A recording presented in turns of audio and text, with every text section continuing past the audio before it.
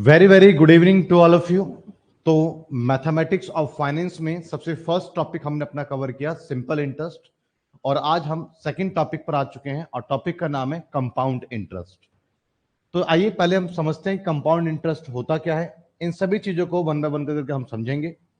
सबसे पहले बच्चे, मैंने आपसे लास्ट क्लास में भी डिस्कस किया था कि कभी भी अगर हम फाइनेंस की बात करते हैं तो कहानी वहां से स्टार्ट होती है जब कोई पैसा हम किसी से उधार लेते हैं या फिर हम किसी को उधार देते हैं। जो शुरुआती पैसा होता है जिससे कहानी स्टार्ट होती है उसको हम प्रिंसिपल बोलते हैं और उसको हम पी से रिप्रेजेंट करते हैं। तो आप सबसे पहले आपको पी पी का मतलब क्या हुआ? Original principal. N the number of conversion periods. यहां पर एन का मतलब यह होगा कि इंटरेस्ट कितनी बार चार्ज होगा, नंबर ऑफ टाइम्स इंटरेस्ट कितनी बार इंपोज्ड होगा, इंटरेस्ट कितनी बार चार्ज होगा। फॉर एग्जाम्पल समझते हैं एन का मतलब। मान लीजिए कि आप मुझसे 10,000 रुपए उधार लेते हैं और मैं आपको कहता हूं कि मैं आपको 10% में आपसे पर एनम इंटरेस्ट चार्ज करूंगा। तो आप कहते हैं सर 3 साल के लिए मुझे उधार दे दीजिए। ठीक है, 10,000 रुपए 10% rate of interest per annum के अकॉर्डिंग 3 साल के लिए मैंने आपको उधार दिया। तो अब बताइए मैं इंटरेस्ट कितनी बार इंपोज करूंगा आपके ऊपर? 3 बार इंपोज करूंगा। इसी को हम क्या बोलते हैं? एन बोलते हैं। 3 यहां पर एन हो गया। एन मतलब टाइम नहीं है कि 3 साल है, टाइम को एन नहीं बोलते। इंटरेस्ट कितनी बार इंपोज होगा। मान लो बच्चे कि अगर मैं आपसे हर 6 मंथ में इंटरेस्ट आप पे इंपोज करता, हर 6 महीने में एक बार इंपोज करता, तो 3 साल में कितनी बार इंपोज कर देता? तो यहां पर एन 3 नहीं होता, एन 6 होता। तो एन का मतलब नंबर ऑफ टाइम नहीं है, एन का मतलब क्या है कि इंटरेस्ट कितनी बार इंपोज होगा। बात समझे? एन का मतलब क्या है? तो यहां पर कह रहा है n the number of conversion period. I the interest rate. Interest rate तो वैसे तो रेट ऑफ इंटरेस्ट क्या होता है? आर होता है। फॉर एग्जाम्पल 5%, ये क्या है आपका? ये रेट ऑफ इंटरेस्ट है। लेकिन इसको फ्रैक्शन में करने के लिए क्या करना पड़ेगा? इस परसेंटेज को हटा के नीचे क्या करना पड़ेगा? 100 लगाना पड़ेगा। और आप इसको फ्रैक्शन से डेसिमल में लेकर के जाएंगे तो क्या होगा? 0.05। तो बेसिकली अगर आप रेट ऑफ इंटरेस्ट को डेसिमल में रिप्रेजेंट करते हैं तो इसी को हम किससे रिप्रेजेंट करते हैं? इसी को हम आई कहते हैं। बात समझे? तो आई का मतलब क्या हुआ? जब रेट ऑफ इंटरेस्ट को आप डेसिमल में 5% बोल दो या फिर आप 0.05 टाइम्स बोल दो, बात एक ही है। बात समझे या नहीं समझे? क्लियर है? इसी तरीके से एस द सम ऑफ, ये एक अमाउंट होता है। ये मैंने लास्ट क्लास में बताया था ना आपको। क्या होता है ये अमाउंट होता है। फॉर्मूले पर आएंगे, फॉर्मूले की बात बिल्कुल करेंगे, लेकिन उससे पहले आप कंपाउंड इंटरेस्ट का मतलब समझ जाइएगा, क्योंकि आप सोच रहे होंगे कि सर आपने लास्ट क्लास में इंटरेस्ट पढ़ाया, उसमें सिंपल इंटरेस्ट पढ़ाया, तो सर कंपाउंड इंटरेस्ट जैसे कि आप देखिएगा, मैं एग्जांपल लेता हूं। लास्ट क्लास पे हम थे, आज जाते हैं। ये रहा, हाँ चलिए ये रहा। मैंने आपको क्या कहा था कि इंटरेस्ट हमारा जो है बेसिकली 2 प्रकार के होते हैं। एक होता है हमारा सिंपल इंटरेस्ट और एक हमारा होता है कंपाउंड इंटरेस्ट। अब सवाल आपके माइंड में सबसे पहले यही है कि सिंपल इंटरेस्ट क्या होता है, हमने फर्स्ट क्लास में देख लिया, बट कंपाउंड इंटरेस्ट क्या होता है सर ये नहीं पता, और ये सिंपल इंटरेस्ट से किस तरीके से अलग है। ये 2 सवाल आपके दिमाग में है। चलिए पहले दोनों का जवाब ले लेते हैं, फिर फॉर्मूले पे जाएंगे, फॉर्मूला कैसे आया और क्या है फॉर्मूला। देखिए मैं एक सिंपल सा एग्जांपल लेता हूं। चलिए भाई, एक पार्टी आप में से कोई एक है, उसको मैं क्या कर रहा हूं, उसको मैं प्रिंसिपल 10,000 रुपए, 10,000 रुपए भी छोड़िए, सिंपल सी बात करते हैं हम यहां पर। चलिए कोई बात नहीं, 1,000, 100, 100, 100, 10, ठीक है। 1,000 रुपए आप मुझसे उधार लेते हैं एज अ, क्या ये प्रिंसिपल है। रेट ऑफ इंटरेस्ट क्या मैंने बता दिया आपको भैया? 10% मैं आपसे इंटरेस्ट लूंगा।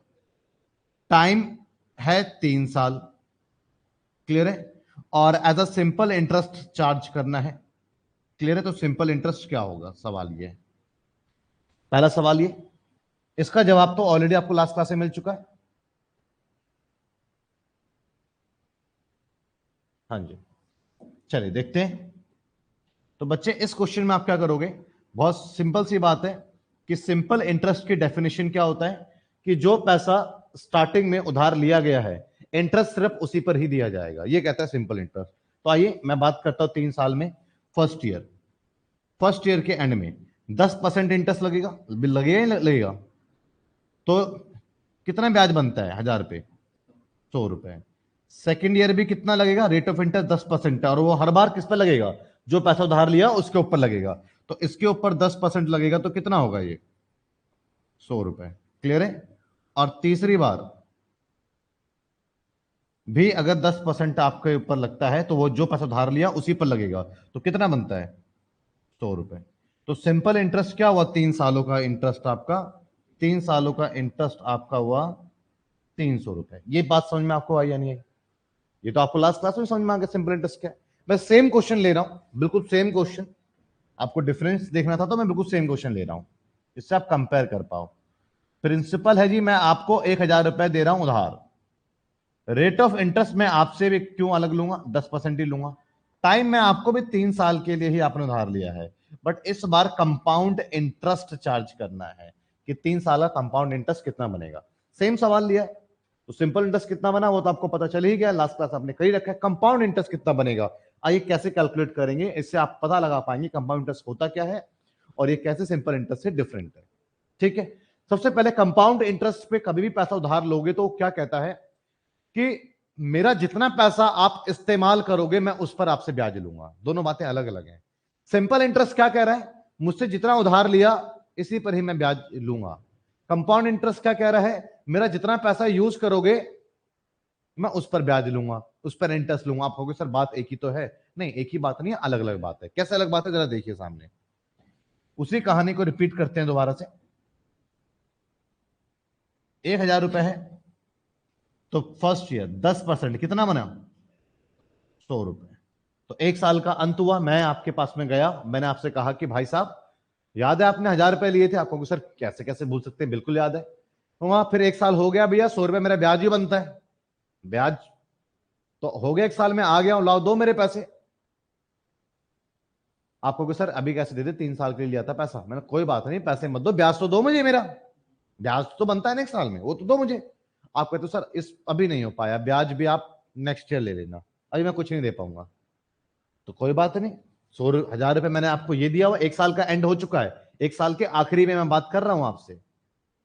क्या बात कर रहा हूं, ध्यान रखना। कोई बात नहीं, अब अगली बार दे देना, पर ध्यान तो रखोगे कितने देने हैं आपने।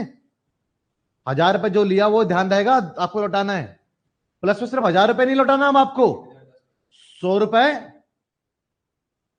100 रुपए ब्याज भी तो अब आपके ऊपर चढ़ गया, ये भी तो लौटाओगे। अब अगले साल आऊंगा तो मैं 1000 रुपए की बात नहीं करूंगा, 1000 रुपए और 100 रुपए मतलब 1100 की बात करूंगा।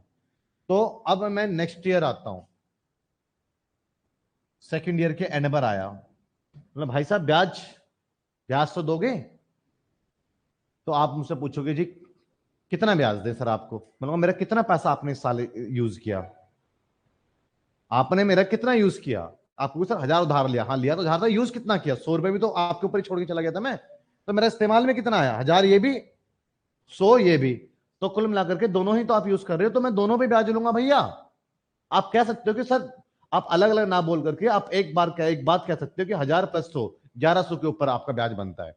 ये बात तो बिल्कुल ठीक है, या अलग अलग देखोगे तब भी आपका ब्याज उतना ही बनेगा। बात समझे?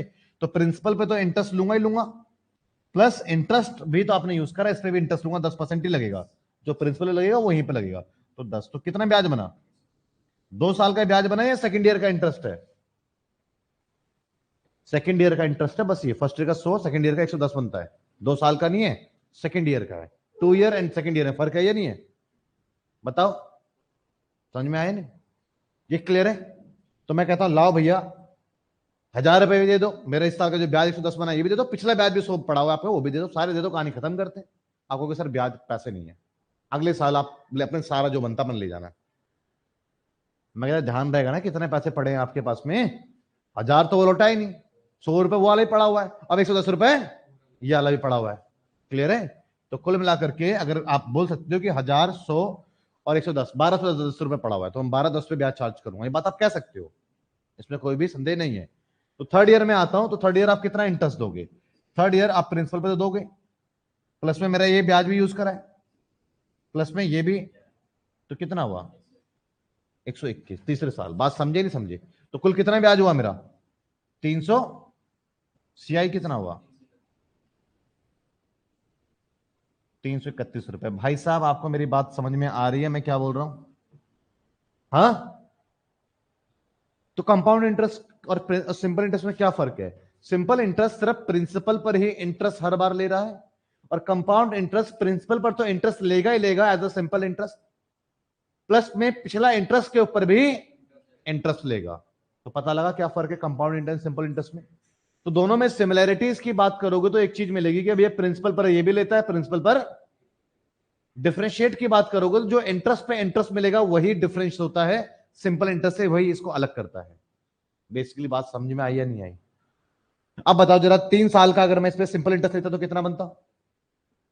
3 साल का कंपाउंड इंटरेस्ट लेता कितना बनता? तो डिफरेंस कितना हो गया 3 साल का कंपाउंड इंटरेस्ट और सिंपल इंटरेस्ट का? ₹31 का। ये कुछ सवाल ऐसे आ जाते हैं। पहले आप इस बात को जरा समझिएगा कि क्या आपको पहले परिभाषा इसकी समझ में आई? अब इसी को थोड़ा मैं दूसरा रंग दे रहा हूं, समझिए। बेसिक कैलकुलेशन भी, फॉर्मूला भी समझाऊंगा, सब कुछ समझाऊंगा, पहले सुनिए तो सही है आप पहले। देखिए जी, मुझे एक बात बता दो, मैं सिंपल सा एक चीज आपसे जानना चाहता हूं। दुनिया की कोई भी चीज कि अपने आप में कितने परसेंट होती है, ये बताइए। 100% होती है। आपकी मकान, मेरा दुकान, मेरे दुकान जो है वो मेरे लिए 100%, आपके मकान जो आपके लिए वो, मेरी जो इनकम है मेरे लिए 100% है, जो आपकी इनकम है वो, हर चीज को मेजरमेंट करने के लिए 100% होता है। ठीक है जी, बिल्कुल सही। आइए जरा इसकी कहानी को जरा हम समझने की यहां पर कोशिश करते हैं। ₹1000 है, मैं मुझे बस इतना बता दो कि इस पर 10% अगर ब्याज मिलेगा तो कितना ब्याज बनता है अगले साल? ₹100 ब्याज बनता है। अगर आप नहीं लौटाओगे तो मेरा कितना पैसा आप यूज में आपके चला जाएगा? तो मैं एक बार ये बात कर सकता हूं कि ₹1100 मेरा यूज में चला गया, कुल मिलाकर आप इस्तेमाल कर रहे हो। लेकिन इसमें मुझे क्या करना पड़ा? 10% निकालना पड़ा। समझिए मेरी बात को मेरे लाल, 10% के लिए क्या करना पड़ा मुझे? 1000 का 10% निकालना पड़ा, ऐड करना पड़ा, तो पता लगा कि कितना हो जाएगा 1100। बात समझे? एक चीज और देखिए जरा, नेक्स्ट ईयर 10% फिर ब्याज लूंगा तो कितना मेरा ब्याज बनता है? ब्याज कितना बनता है? तो 1100 का 10% 110 ब्याज बनता है। तो मेरा कितना पैसा आपके इस्तेमाल में चला जाएगा? 110। तो ये कितना हो जाएगा? 1210। मेरा इतना पैसा आप यूज करोगे थर्ड ईयर, समझे? और उसके बाद अगर मैं बात करूं थर्ड ईयर, फिर से 10% आप मुझे इंटरेस्ट दोगे, तो 1210 का 10% अगर आप निकालते हैं तो 121। तो 121 तो मतलब कितना हुआ? 1331। टोटल लौटाओगे ना? टोटल लौटाओगे ना? तो ये इंटरेस्ट आया या डायरेक्ट अमाउंट आया? अमाउंट आया, जिसको हम क्या बोलते हैं? एस बी बोलते हैं। बात समझे या नहीं समझे? क्लियर है? लेकिन इसमें भी थोड़ा टाइम हमारा जा रहा है। एक काम आप ये भी कर सकते थे बच्चे, देखिए कितना है हमारा ₹1000, 10% ब्याज मिलेगा तो कितना मेरा पैसा इस्तेमाल में आपके चला जाएगा? कितना मेरा यूज करने लग जाओगे आप पैसा? तो 10% निकाल करके ऐड कर रहा है आपका माइंड। मैं एक काम कर सकता हूँ, ये अपने आप में कितना है? 100% है।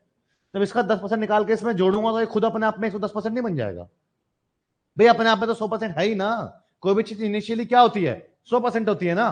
तो 10% निकाल के फिर इसी को दूंगा तो ये 100% है, इसी का 10% इसी को दूंगा तो खुद 110% नहीं हो जाएगा?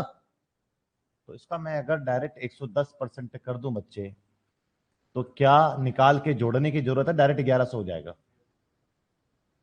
बात समझे?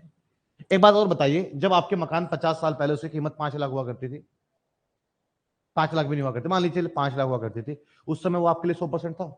आज आपके मकान की कीमत 5 करोड़ है, तो आज के हिसाब से ये भी अपने आप में 100% ही है।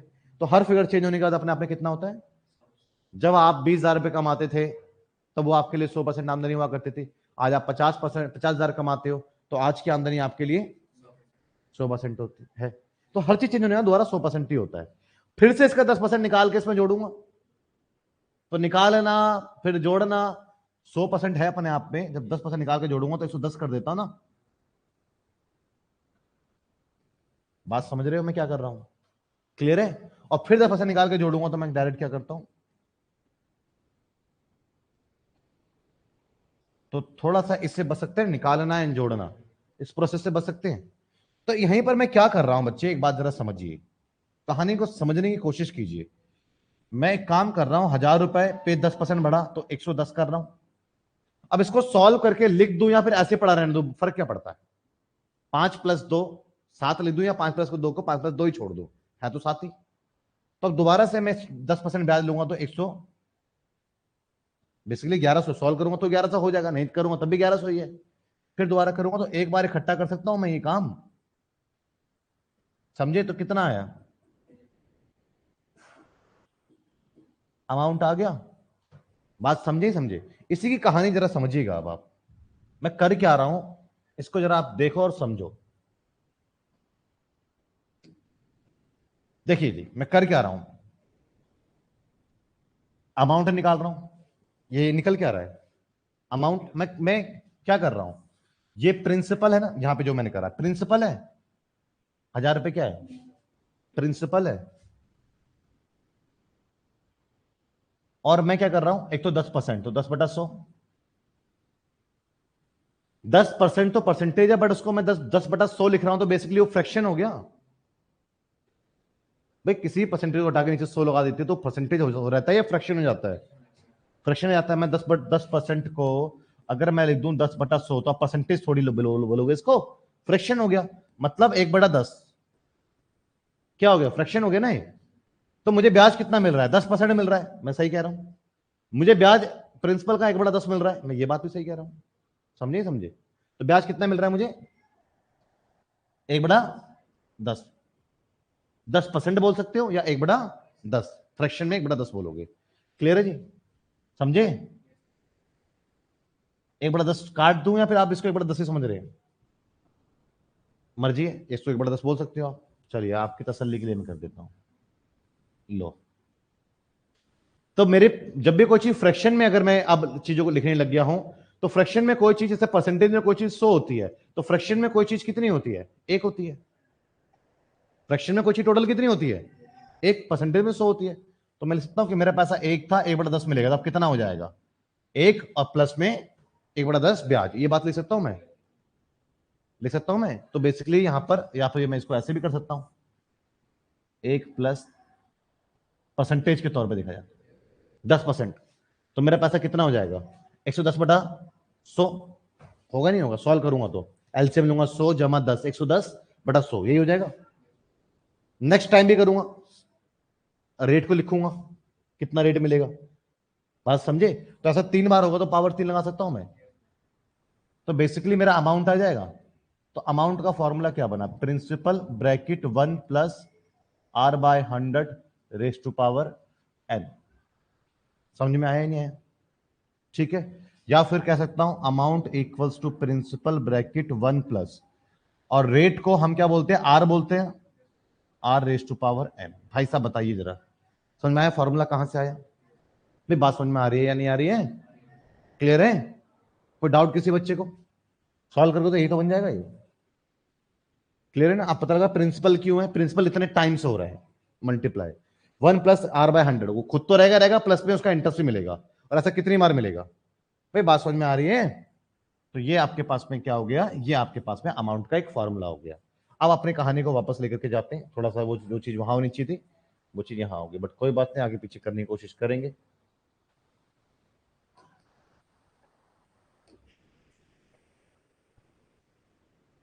हाँ जी, फाइंड द टाइम रिक्वायर्ड, हो गया।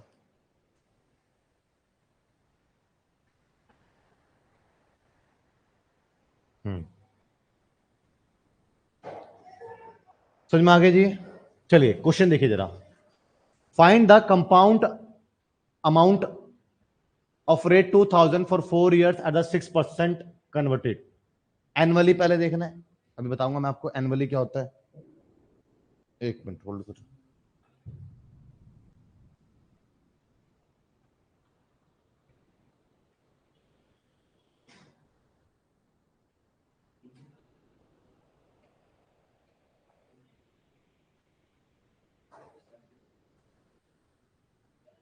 हाँ जी, बोलिए, समझ में आ गया? देखिए, एनुअली, एनुअली का मतलब क्या होता है कि रेट तो खैर सालाना ही रहता है, लेकिन आपसे ब्याज लेने भी मैं साल में आऊंगा। सेमी एनुअली या हाफ ईयरली, इसका मतलब यह है कि मैं आपसे हर 6 महीने में ब्याज लेने आ जाऊंगा, ठीक है। क्वार्टरली मतलब क्वार्टर मतलब साल का एक चौथाई, क्वार्टर तो एक चौथाई होता है ना, मतलब कि हर 3 महीने में ब्याज लेने के लिए मैं आपके पास में आऊंगा। मंथली हर महीने ब्याज लेने के लिए आ जाऊंगा, ये है। तो पहले अगर कोई हमारे पास में सालाना ब्याज लेने के लिए आएगा तो क्या अमाउंट बनेगा, तो मेरा प्रिंसिपल कितना है, मैं फर्स्ट का आंसर कर रहा हूं पहले, ठीक है जी, 1 बाय 1 करके पढ़ेंगे सारा। प्रिंसिपल क्या है, 2,000 रुपए। टाइम क्या है, 4 साल है। रेट ऑफ इंटरेस्ट क्या है जी, 6% है। और पर एनम है, तो मुझे अमाउंट पूछ रहा है, तो अमाउंट का फॉर्मूला मैं क्या लिखूंगा, amount equals to principal 1 plus R by 100 और रेस टू पावर एन, ये ज्यादा बेटर है, ठीक है। अमाउंट इक्वल्स टू प्रिंसिपल क्या है, 2,000। क्लियर है जी, बात समझे, बात समझे नहीं समझे। हम लोग तो खैर जो कैट के एग्जाम में होते हैं ना, तो कैट के एग्जाम में 6 6 12 12.36, तो मैं 12.36, तो मैं 2,000 रुपए का क्या कर दूंगा, 112.36, सीधा सा मैं सॉल्व कर दूंगा इसके लिए। तो 0 1 1 2 3.6, तो 12 1 2 3 6 और 1 7 4 2 और 2, क्लियर है जी। और एक डिजिट के बाद पॉइंट, बात समझे। वो ये तरीका है कैट वाला, अभी आऊंगा मैं वापस इस पे, उसको छोड़ो ना, आपको मैं अभी बीकॉम पढ़ा रहा हूं। हाँ जी, देखिए प्रिंसिपल 1 प्लस रेट, रेट क्या है मेरे पास में 6%, दिस वन। और एन क्या है मेरे पास में यहां पर 4 साल, अच्छा सॉरी वो मैंने 2 साल का लगा दिया था शॉर्टकट में, मैं 4 साल की बात कर रहा हूं। इस पे आइए, हाँ जी देखिए जरा, अमाउंट मेरे ये 4 साल, तो सॉल्व करें इसको। अमाउंट इक्वल्स टू 2,000, 1 प्लस ये कितना हो जाएगा मेरे पास में 0.06, तो इसका मतलब ये हुआ पावर 4, तो इसका मतलब ये हुआ आपके पास में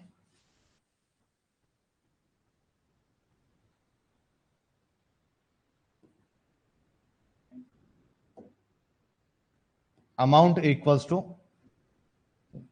2,000, और ये क्या हो गया मेरे पास में 1.06 multiply by 1.06 multiply by 1.06 and multiply by 1.06, यही होगा जी, क्लियर है। इसको आप अगर आप कैलकुलेटर तो बिल्कुल आपको अलाउ है, लॉग टेबल भी आपको सब कुछ मिलेगा आपको पेपर में, तो आप करेंगे 2,000 multiply by 1.06 multiply by 1.06 multiply by 1.06 multiply by 1.06, कितना बना,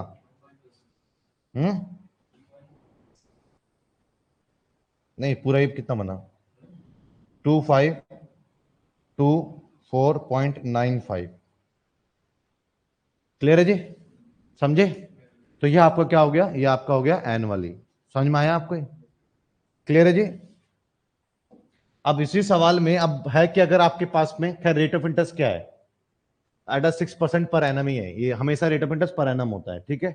अगर कोई आपके पास में, मैं आपको बस अब हिंट दे रहा हूं यहां से, कोई आपके पास में सेमी एनुअली आ जाता है, हर 6 महीने में आता है, पहले सवाल लिख दूं मैं आपका, प्रिंसिपल क्या है आपका 2,000 है, रेट ऑफ इंटरेस्ट क्या है 6% है, टाइम क्या है 4 साल है, और अगला हर 6 महीने में टपक रहा है आपके पास में। तो अगर एनुअली चीजें चल रही हैं तो बिल्कुल नॉर्मल चल रही हैं, बट ऐसे अगर 6 महीने में आ जाए, 1 महीने में, क्वार्टर ईयरली आ जाए, 4 महीने में आ जाए, हर 7 महीने में आ जाए, इस केस में क्या करना पड़ता है, सॉल्यूशन बाद में करना, इस केस में आपको अपना टाइम और आपको अपना रेट मॉडिफाई करना पड़ता है, टाइम और रेट मॉडिफाई करना होता है। पहली चीज तो आप, यहां तो मुझे एन निकालने की जरूरत थी नहीं, क्यों, हर साल आ रहा है, 4 साल में 4 बार आएगा। यहां पर टाइम मॉडिफाई करोगे, हर 6 महीने में आ रहा है तो 4 साल में कितनी बार आ जाएगा, बोलो कितनी बार आएगा, एन निकालना पड़ेगा ना। हर 6 महीने में आ रहा है, कुल मिला के 4 साल के लिए पैसा लेके गया, तो कितनी बार आपके दरवाजा खटखटा देगा ये, 8 बार, एन आ गया। अब आप बताओ, अब 8 बार वो आएगा तो 8 बार आप 6-6% थोड़ी दे दोगे उसको। वो मैंने आपको उधार दिया था ये बोल करके 6% सालाना है, और 6 महीने में मैं आ जाता हूं, तो आप बोलोगे सर ये तो गलत बात है। 6% तो आपने कहा था सालाना है, और 6 महीने में आपको तो हम क्यों दे देंगे आपको 6%? हम आपको देंगे 3%। आधा समय आधा करोगे तो भैया रेट तो आधा लोगे ना। फिर आप बोलोगे सर फर्क क्या है, फिर ऐसा 6 महीना फर्क है ना। फिर जो 6 महीने में इंटरेस्ट डेवलप होगा, फिर उस पे इंटरेस्ट मुझे लेने का मौका मिल जाएगा 1 ही साल में। समझ रहे हो? 12वें महीने में तो 3-3 6% तो मुझे मिलेगा ही मिलेगा, प्लस इंटरेस्ट पे भी इंटरेस्ट मिल जाएगा, मेरे को फायदा हो जाएगा ना इस तरीके से। समझ रहे हो या नहीं समझ रहे हो भाई? भाई हिसाब लगा पा रहे हो? तभी तो गणित सीख रहे हैं आप लोग। क्लियर है? तो ये 6 महीने में आ रहा, तो आप रेट मॉडिफाई कैसे करेंगे, बात समझिए मेरी बात बस। अब आप क्या करेंगे, ऑलवेज जितने महीने में टपक रहा है उसको 12 से डिवाइड करेंगे। वो जितने महीने में आपका दरवाजा ठटका रहा है उसको 12 से डिवाइड कर दो, तो कितना रिजल्ट आया? बस इसको आप 1/2 से मल्टीप्लाई कर दो, तो कितना बना? 3%। तो बच्चे बस सवाल आपका भूल जाओ, आपका हाफ ईयरली या कुछ भी ईयरली सवाल आपका मामूली बन चुका है। आपके लिए यूज में क्या रहने वाला है? प्रिंसिपल। रेट में ये यूज होने वाला है, एन में यूज होने वाला है, कहानी खत्म। ठीक है, अमाउंट निकालते हैं। Amount equals to principal 2000, 1 plus rate क्या यूज करोगे? 3%, और ये आपका 8 यूज होगा। बात समझे या नहीं समझे? क्लियर है? तो अमाउंट इक्वल्स टू 2000, सॉल्व करेंगे तो क्या आएगा आपके? 1.03 रेज टू पावर 8। मेरी बात समझे या नहीं समझे? क्लियर है जी? भाई बात समझ रहे हो? यही सवाल आपके पास पे किसमें आ जाए? क्वार्टरली। देखिए वही सवाल ले रहा हूं मैं। प्रिंसिपल क्या है? 2000 है, ठीक है भाई। रेट ऑफ इंटरेस्ट क्या है? 6% है जी। टाइम क्या है? 4 साल है, और वो टपक हर क्वार्टरली है, मतलब हर 3 महीने में दरवाजा खटखटा रहा है। तो इस सवाल में आपको क्या करना पड़ता है, जब भी कोई बीच बाच में आता है तो आपको अपना रेट और अपना टाइम मॉडिफाई करना पड़ता है, उसके बाद आपका वही सेम फॉर्मूला अप्लाई हो जाता है। हाँ जी सर। क्या है, हर 3 महीने में आ रहा है, तो 1 साल में कितनी बार आएगा? 4 बार आएगा, और 4 साल में कितनी बार आ जाएगा? 16 बार आ जाएगा। तो मतलब कि n इक्वल्स टू क्या आया आपका? 16। समझे? और इसको मैंने क्या कहा था, हमेशा 12 से डिवाइड कर दो तो क्या रिजल्ट आया? तो बस इसको भी आप क्या कर दो 1/4। तो कितना हो गया, सॉल्व करेंगे ना आप इसको, तो क्या आ जाएगा आपके पास में? 3/2%। परसेंटेज है, 3/2% है। आइए अब सवाल को अप्लाई करते हैं। तो आप किस तरीके से करेंगे? Amount equals to principal bracket 1 plus r/100 raise to power n। Amount क्या है आपका? अमाउंट आपके पास में आपको निकालना है। प्रिंसिपल क्या है? 2000 है, और 1 प्लस रेट क्या है आपका? 3/2। परसेंटेज आगे नीचे सो नहीं लिखोगे, मैं बाकी में लिखा है, इसमें क्यों नहीं लिखोगे? समझे नहीं समझे? और एन, एन क्या आपके पास है? 16। क्लियर है जी? समझे? सॉल्व करेंगे आप इसको। 2000 यहां पे 1 प्लस सॉल्व करोगे तो क्या आ जाएगा? 1.5। 2 जीरो शिफ्ट ऊपर करोगे तो लेफ्ट पे जाएगा ना, 2 डिजिट पॉइंट, 2 डिजिट हो जाएगा, या अपॉन में क्या बचा? 16 तो 200। सॉल्व करोगे 1 प्लस 2 डिजिट पॉइंट में जाएगा 0.015 रेज टू पावर 60। क्लियर है जी? समझे? कोई डाउट किसी बच्चे को तो प्लीज पूछिएगा। समझे? तो ये आपका हो गया। अगर इसी सवाल में मंथली में क्या हो जाएगा? 1 साल में 12 बार, तो 12 चौक 48 बार एन हो जाएगा, और आपका 12 डिवाइडेड बाय ये 1/12 हो जाएगा ना। तो इसको 1/12 से डिवाइड करोगे तो क्या हो जाएगा आपका? 1/12 से मल्टीप्लाई करोगे ना, तो 1/2 0.5। समझे नहीं समझे? बात समझे? सर क्वार्टर का मतलब क्या होता है बच्चे? क्वार्टर कल होली गई है, और अभी भी तो कल होली गई है, पर आपको क्वार्टर का मतलब ही नहीं मालूम। दुनिया को पता चल गया क्वार्टर का मतलब क्या होता है, पता है ना? होली के क्वार्टर, आधा, पौवा, फुल। त्योहारों का दिन रहा यार अभी, क्या बात कर रहे हो? क्वार्टर नहीं मालूम आपको? ऐसा हो नहीं सकता यार। देखो, इसको कहते हैं क्वार्टर। आप क्या समझ रहे थे? ये क्या हमारा? ये हमारा क्वार्टर है, मतलब कि 1/4। तो क्वार्टर ईयरली का मतलब क्या हुआ कि 12 महीने का 1/4, मतलब कि वो हर 3 महीने में ब्याज लेने आ रहे हैं आपसे। बात समझे या नहीं समझे? क्लियर है जी? तो इसलिए हर 3 महीने में ब्याज लेने आ रहा है, तो एक साल में 4 बार आएगा, तो 4 साल में कितनी बार आएगा? 4 साल में 16 बार आएगा। समझे भैया? क्लियर है? कोई डाउट किसी को? तो इस तरीके से आपके पास क्वेश्चंस करना है तो ये भी कर सकते हो आप, फोर्थ वाला मंथली वाला भी, या करवाई दूं? थोड़ा छोटा हो जाएगा भाई साहब बस। उम्मीद है आपको कंपाउंड इंटरेस्ट का बेसिक्स तो क्लियर हो गया होगा पहले क्वेश्चन से। प्रिंसिपल क्या आपके पास में 2000, रेट ऑफ इंटरेस्ट क्या भाई साहब 6%, टाइम पूरा 4 साल के लिए, और हर एक महीने में पैसा लेने आ रहा है। तो हर एक महीने में पैसा लेने के लिए, आपसे ब्याज लेने के लिए आ रहा है, तो साल में कितनी बार आएगा?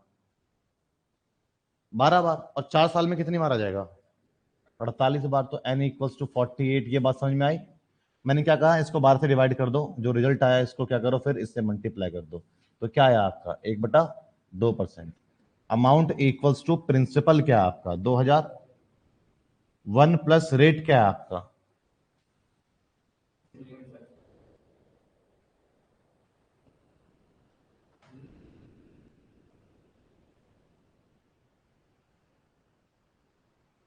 हाँ जी, देखिए रेट क्या है आपका 1/2, तो 1/200 हो जाएगा। समझे? और 48। ये बात समझ में आपको आगे क्लियर है? कोई डाउट किसी बच्चे को? तो इस तरीके से आपके पास में आज के सेशन में, मंडे से तो खैर हम रेगुलर हो जाएंगे, मंडे टू फ्राइडे 5 से 6 आपकी फिक्स टाइमिंग है।